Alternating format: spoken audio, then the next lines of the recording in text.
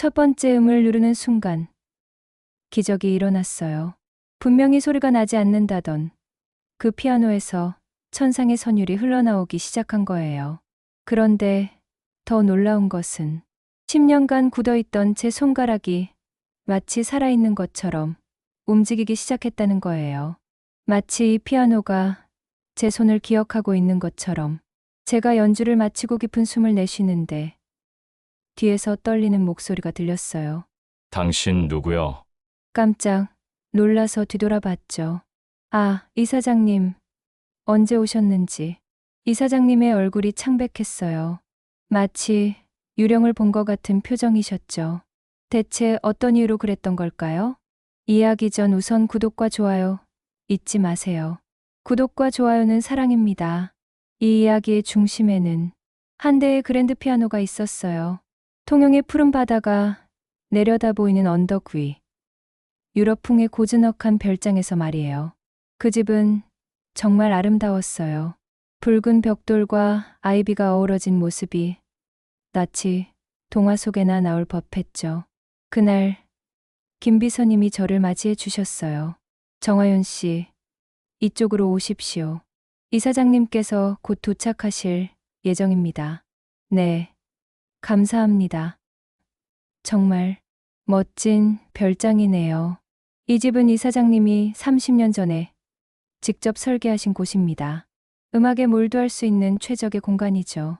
현관문을 열고 들어서는 순간 저는 숨이 멎을 뻔했어요. 거실 중앙에 자리한 검은 그랜드 피아노가 보였거든요. 베젠도르프 280VC. 저도 모르게 발걸음이 그 피아노 쪽으로 향했어요. 10년 전 제가 마지막 무대에서 연주했던 피아노와 똑같은 모델이었거든요. 그때의 기억이 물밀듯이 밀려왔어요. 베젠도르프. 정말 오랜만이야. 무의식 중에 건반 뚜껑에 손을 올렸는데 김비서님이 급하게 말씀하셨어요. 정하윤 씨, 중요한 말씀을 드려야 합니다. 네, 말씀하세요. 저 피아노는 절대 만지시면 안 됩니다. 이사장님의 엄명입니다. 피아노를요?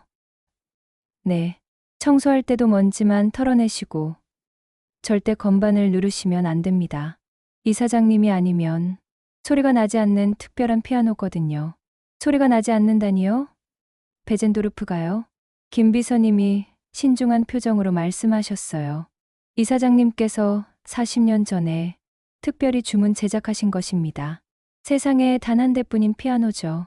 특별한 장치가 있어서 이사장님의 손이 아니면 소리가 나지 않습니다. 제가 피아니스트였다는 것을 안 김비서님이 더 자세히 설명해 주셨어요. 이사장님이 사랑하시던 분을 위해 만들어진 피아노라고 하더군요. 하지만 그분이 떠나신 후로는 이사장님도 거의 연주하지 않으십니다.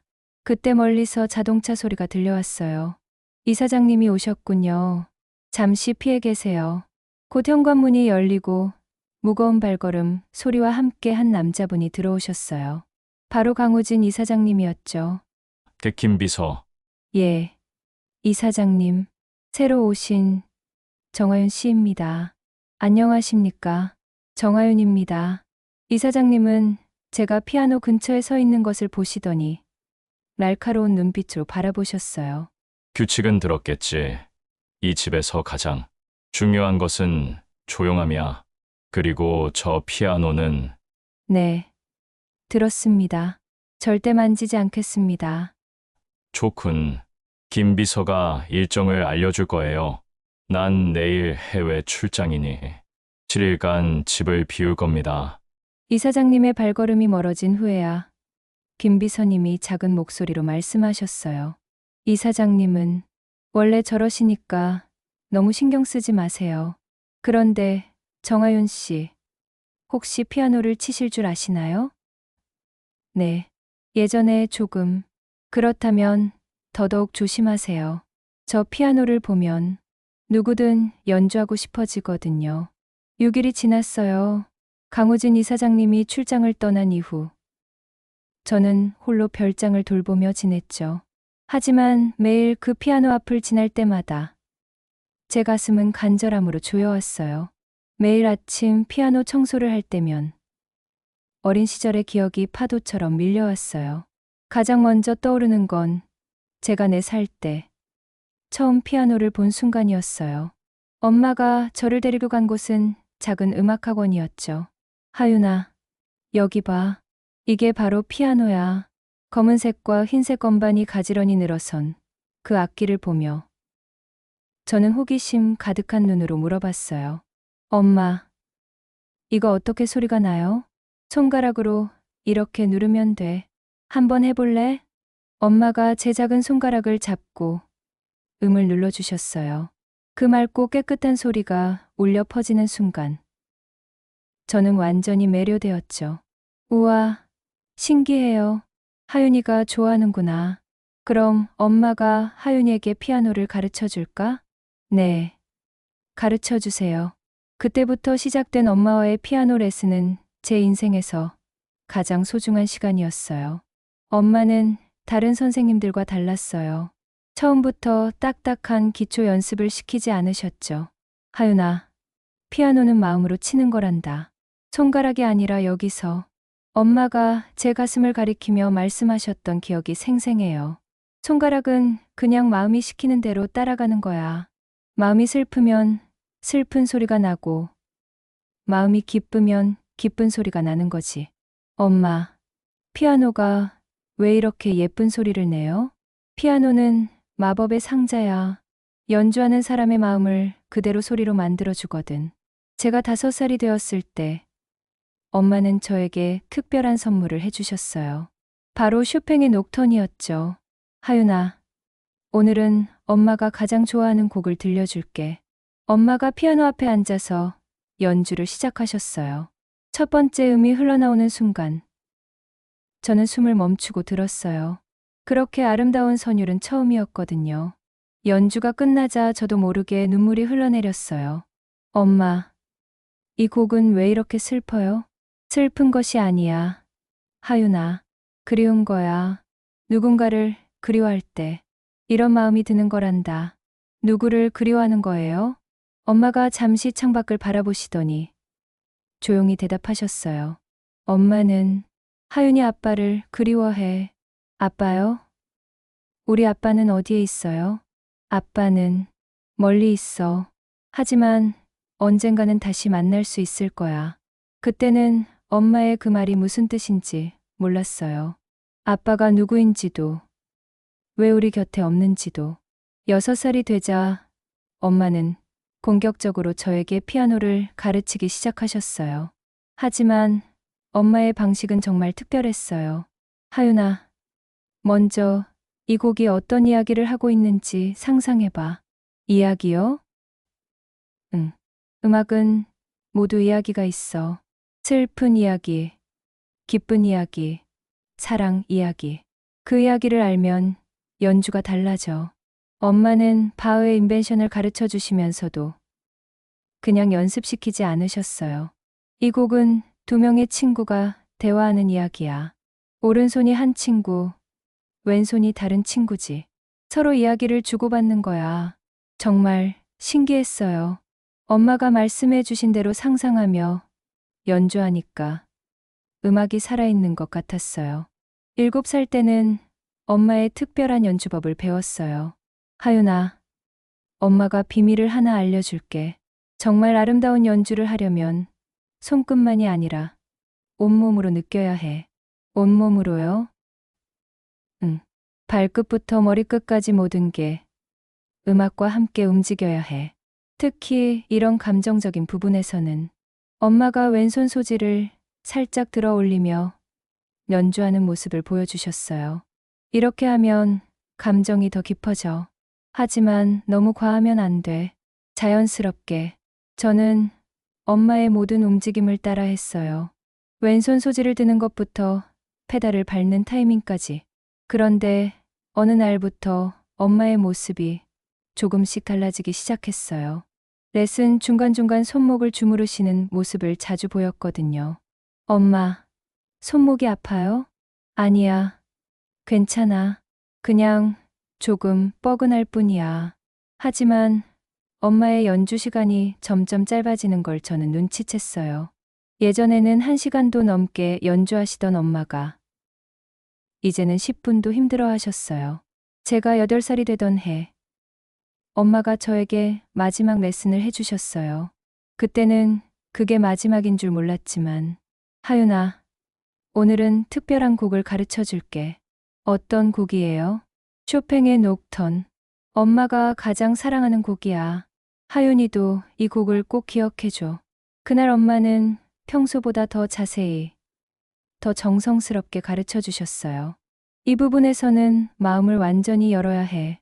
그리움이 가슴 속에서 터져 나오는 것처럼 엄마처럼 할 수 있을까요? 물론이지. 하윤이는 엄마보다 훨씬 더 훌륭한 피아니스트가 될 거야. 정말요? 그럼 하윤이 손에는 특별한 마법이 있거든. 엄마가 보장해.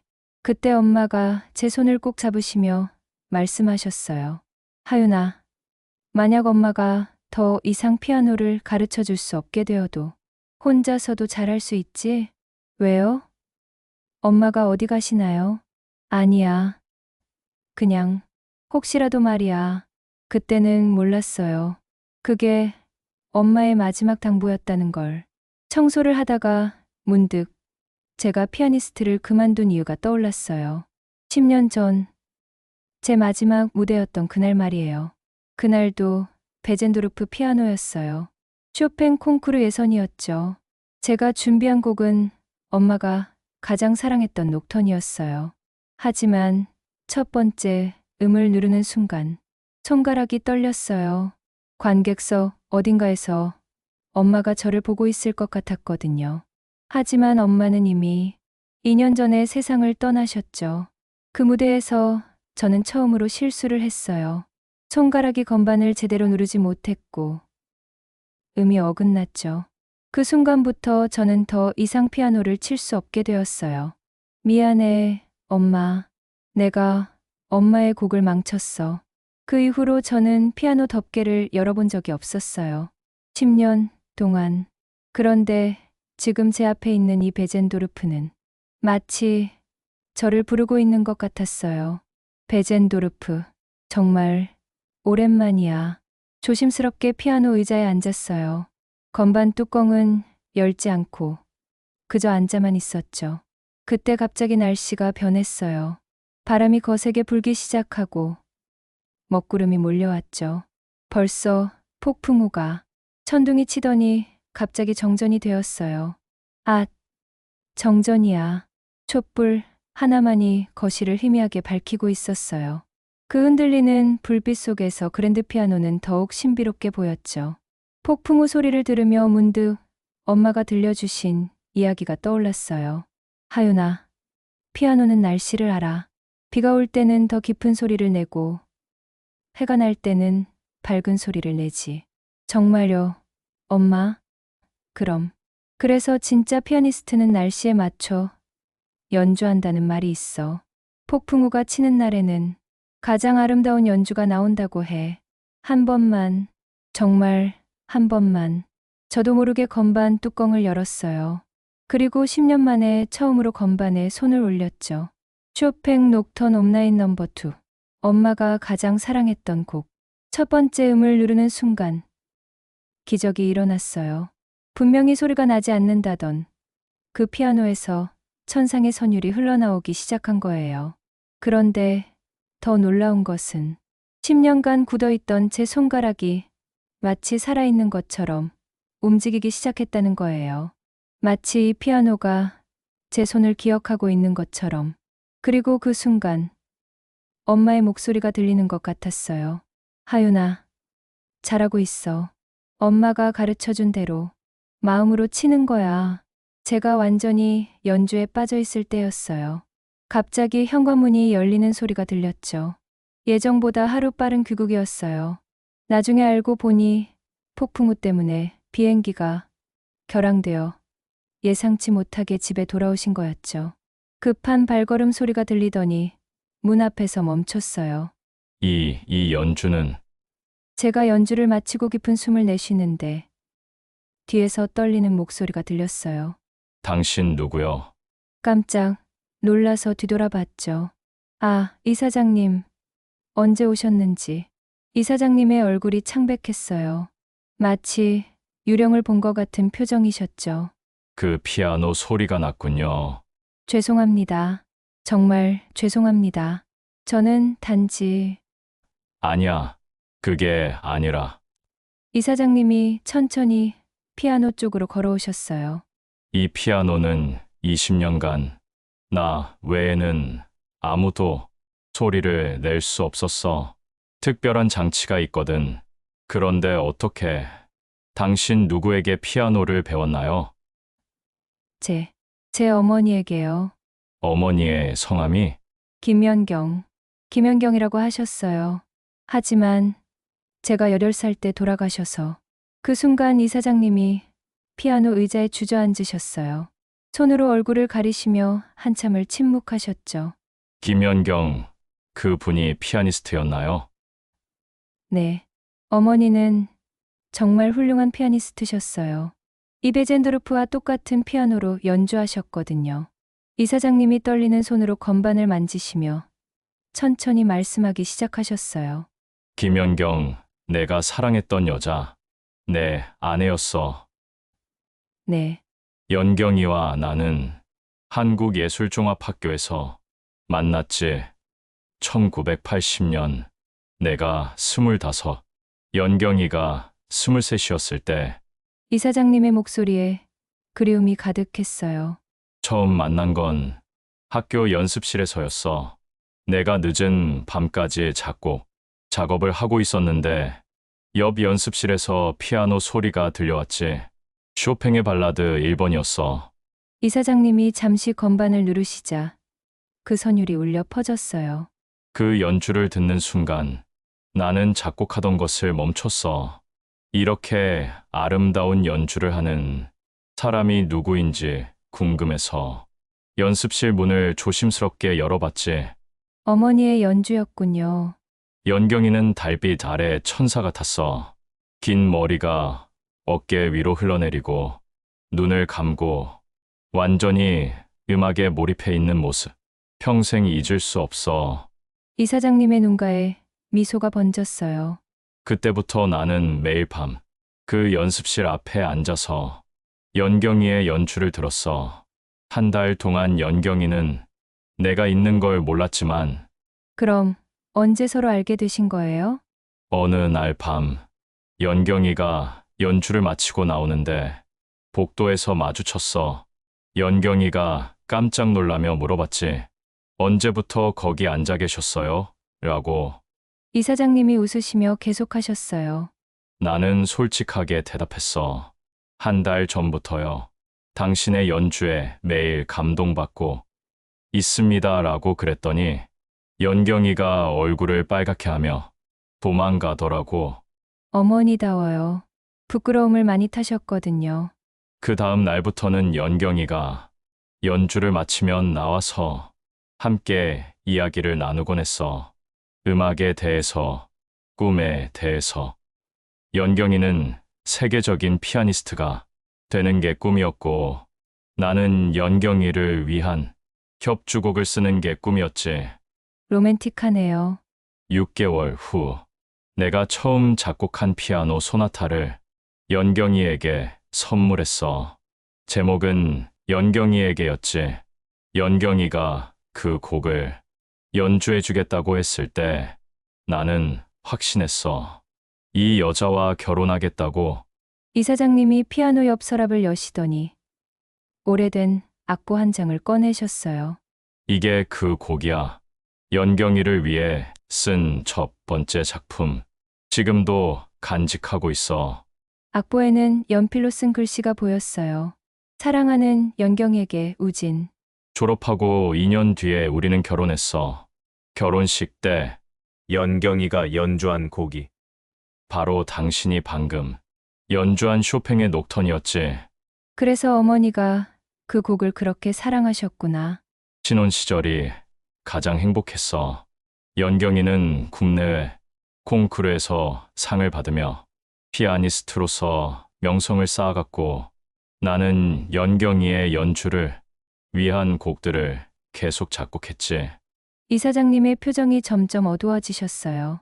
그리고 너를 가졌을 때 우리는 정말 행복했어. 연경이는 임신 중에도 연주를 멈추지 않았어. 뱃속의 아기도 음악을 들어야 한다면서. 어머니가 그러셨구나. 너를 낳고 나서도 연경이는 빨리 연주 활동을 재개하고 싶어 했어. 하지만 출산 후 손목에 문제가 생겼지. 건초염이라고 했나. 의사들은 치료하면 괜찮아질 거라고 했는데 그게 심해지신 거군요. 점점 악화되었어. 연경이는 30분도 연주를 할 수 없게 되었고 결국 의사들이 말했지. 피아니스트로서의 활동은 포기해야 한다고. 이사장님의 목소리가 떨렸어요. 그때부터 연경이가 변했어. 자신이 더 이상 피아니스트가 아니라면 존재할 이유가 없다고. 나 같은 음악가에게는 짐이 될 뿐이라고. 아무리 그게 아니라고 해도 듣지 않았어. 그래서 어머니가 떠나신 건가요? 마지막 밤 연경이가 이 피아노 앞에 앉아서 마지막 연주를 했어. 쇼팽의 녹턴 똑같은 곡이었지. 눈물을 흘리면서. 이사장님도 눈물을 흘리셨어요. 그리고 다음 날 연경이와 너는 사라져 있었어. 편지에 한 장만 남겨두고. 어떤 내용이었는지. 우진 씨, 미안해. 나는 더 이상 당신 곁에 있을 자격이 없어. 하연이를 잘 키울게. 나는 하연이에게 피아노를 가르쳐 주고 싶었는데 이제 그것도 할 수 없구나. 당신을 사랑해. 그게 전부였어. 어머니도 아버지를 그리워하셨어요. 돌아가시기 전까지. 너의 어머니, 혹시 쇼팽의 녹턴을 자주 연주했었나요? 네. 그게 어머니가 가장 좋아하던 곡이었어요. 제게도 그 곡을 가르쳐 주셨고요. 연경이가 그 곡을 연주할 때 하던 습관이 있었어. 왼손 소지를 살짝 들어 올리는. 맞아요. 어머니가 저에게도 그렇게 가르쳐 주셨어요. 감정을 더 깊게 표현할 수 있다고. 이사장님의 눈에 눈물이 고였어요. 당신이 방금 연주한 방식은 연경이와 똑같아. 똑같은 터치, 똑같은 페달링, 심지어 숨쉬는 타이밍까지. 어머니는 제게 피아노는 단순한 악기가 아니라고 하셨어요. 마음과 마음을 연결하는 다리라고. 맞아, 연경이가 늘 하던 말이야. 이사장님은 한참을 생각에 잠기시더니 조심스럽게 물어보셨어요. 정하윤 씨, 당신의 생년월일이 어떻게 되나요? 1985년 3월 15일입니다. 혹시 어린 시절에 특별한 특징이 있었나요? 특징이라니요? 예를 들어 왼손 손목에 작은 점이 있다거나. 어떻게 그걸? 저는 깜짝 놀라서 소매를 걷어 올렸어요. 정말 있어요. 어떻게 아셨어요? 그때 이사장님의 눈에서 눈물이 흘러내리는 걸 봤어요. 하윤 씨, 아니, 하연아. 하연이라니요? 제 이름은 하윤인데요. 보육원에서 이름을 바꾼 게 틀림없어. 당신의 원래 이름은 강하연이야. 그럴 리가. 그럼 이사장님은? 나는 당신의 아버지야. 하연아, 38년을 찾아 헤맸어. 아버지라고 하셨어요? 그 순간 저는 아무 말도 할 수 없었어요. 이사장님이 피아노 앞에 앉으시며 말씀하셨어요.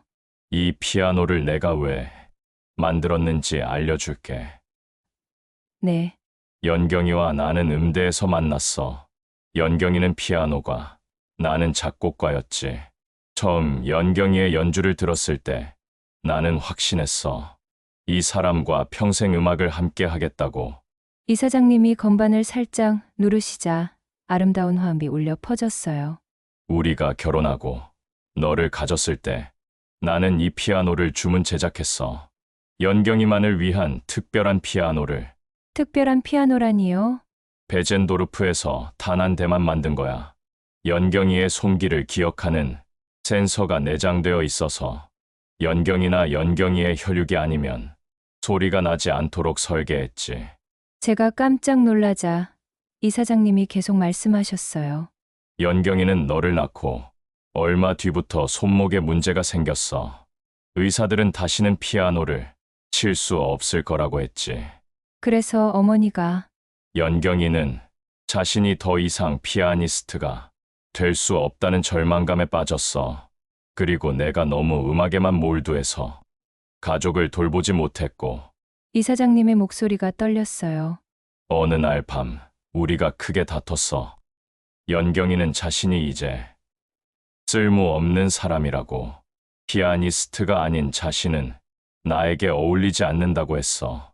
그래서 어머니가 떠나신 건가요? 그 다음 날 아침 연경이와 너는 근적도 없이 사라져 있었어. 나는 미치도록 찾아 헤맸지만 어머니는 제게 아버지가 음악만 사랑하는 사람이라고 하셨어요. 그래서 우리 같은 평범한 사람들과는 살 수 없다고. 평범하다니, 연경이는 세상에서 가장 훌륭한 피아니스트였는데 이사장님이 슬픈 미소를 지으며 말씀하셨어요. 이 피아노는 38년간 조용했어. 연경이가 떠난 후로는 나도 거의 연주하지 않았거든. 그런데 오늘 당신이 연주하는 소리를 듣는 순간 네, 마치 연경이가 돌아온 것 같았어. 똑같은 터치, 똑같은 감정. 당신은 연경이의 딸이 맞아. 다음 날 아침이었어요. 아버지, 이제 그렇게 불러도 되겠죠? 아버지가 병원에서 받은 DNA 검사 결과를 들여다보고 계셨어요. 이사장님, 아니, 아버지, 하연아, 이리 와. 밤새 생각해 봤는데요. 이 모든 게 꿈만 같아요. 나도 그래, 38년을 기다린 기적이야. 그런데 제가 정말 아버지의 딸이 맞나요? 이거 봐, 과학이 증명해줬어. 아버지가 DNA 검사 결과를 보여주셨어요. 99.9% 일치라고 나와 있었죠. 아버지, 정말 아버지예요. 하연아, 미안해, 정말 미안해. 아빠가 너를 찾지 못해서. 아니에요. 이렇게라도 만날 수 있어서 기뻐요. 아버지가 저를 꼭 안아주셨어요. 38년을 기다린 포옹이었죠. 하연아, 이제 저 피아노 너와 함께 연주하고 싶어. 정말요? 그래, 이 집의 그 피아노는 너를 기다리고 있었나 봐. 아버지가 피아노 앞에 앉으시며 말씀하셨어요.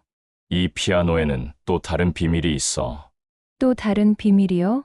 연경이가 떠나기 전날 밤, 마지막으로 녹음한 연주가 이 피아노에 저장되어 있어. 아버지가 피아노 옆에 작은 버튼을 누르시자 갑자기 피아노에서 아름다운 선율이 흘러나왔어요. 이건 어머니 목소리예요. 맞아, 연경이가 너에게 들려주고 싶어 했던 자장가야. 어머니의 목소리가 피아노 연주와 함께 흘러나왔어요. 하연아, 엄마가 너를 위해 만든 노래야. 언젠가 너와 함께 연주하고 싶었는데. 눈물이 쏟아졌어요. 어머니의 마지막 메시지였던 거예요. 아빠와 함께 행복하게 자라거라. 엄마는 항상 너희 곁에 있을게. 연경아, 아버지도 눈물을 흘리셨어요. 하연아, 이제 엄마의 마지막 곡을 함께 완성하자. 우리는 나란히 앉아서 어머니가 시작한 그 곡을 함께 연주하기 시작했어요. 아버지의 깊이 있는 저음과 제 맑은 고음이 어우러져 아름다운 화음을 만들어냈죠. 하연아, 이제 다시는 떠나지 마. 네, 아버지. 이제 저희 정말 가족이에요. 그리고 이 피아노는 이제 너의 것이야. 연경이가 원했던 대로. 정말요? 그래, 이 피아노는 처음부터 너를 위해 만들어진 거야. 엄마와 아빠가 너에게 주고 싶었던 최고의 선물이지. 우리의 연주가 끝날 무렵 피아노에서 신기한 일이 일어났어요. 건반들이 은은한 빛을 발하며 마치 살아있는 것처럼 반짝였죠. 아버지, 이게 뭐예요? 이것은 진짜 주인을 만났을 때만 일어나는 현상이야. 이 피아노가 너를 받아들인 거지. 아버지, 어머니도 하늘에서 기뻐하고 계실 거예요. 그래, 연경이도 우리를 보고 있을 거야. 통영의 푸른 바다가 내려다 보이는 그 별장에서 아버지와 저의 아름다운 연주가 계속되었어요. 잃어버린 것들을 되찾은 기쁨, 그리고 새로운 시작에 대한 희망이 음악의 실려 바다로 하늘로 퍼져나갔죠. 38년 만의 재회였어요. 바닷가, 별장에 울려 퍼지는 피아노 선율은 저희 두 사람의 잃어버린 시간을 달래주는 듯했어요. 그랜드 피아노는 더 이상 비밀을 간직한 악기가 아니었어요. 이제 그것은 가족을 이어주는 사랑의 달이었답니다. 그리고 이제 저는 다시 피아니스트가 될 수 있을 것 같았어요. 어머니의 손길이 살아있는 이 피아노와 함께라면요. 때로는 우리가 잃어버린 줄 알았던 것들이 가장 가까운 곳에서 우리를 기다리고 있는지도 몰라요. 마치 그 그랜드 피아노처럼 진정한 주인을 만나기를 기다리며 말이에요. 혹시 제 이야기가 여러분의 마음을 움직였다면 댓글로 남겨주세요. 누군가에게 그 이야기가 필요할 수 있으니까요. 제 이야기를 끝까지 함께 해주셔서 감사드리며 재미있게 들으셨다면 구독과 좋아요, 알림 설정을 해주세요. 감사합니다.